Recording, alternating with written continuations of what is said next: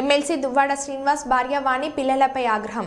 టెక్కలిలో శుక్రవారం అర్ధరాత్రి తీవ్ర ఉద్రిక్తత పరిస్థితులు నెలకొన్నాయి.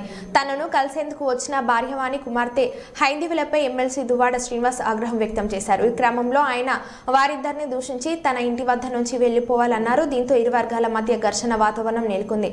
టెక్కలి పోలీసులు రంగంలోకి దిగి ఇరు వర్గాలను సమన్వయపరిచారు.